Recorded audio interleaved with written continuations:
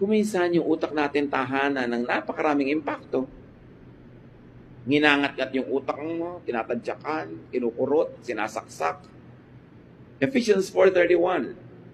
Get rid of all bitterness, rage, and anger, brawling and slander, along with every form of malice.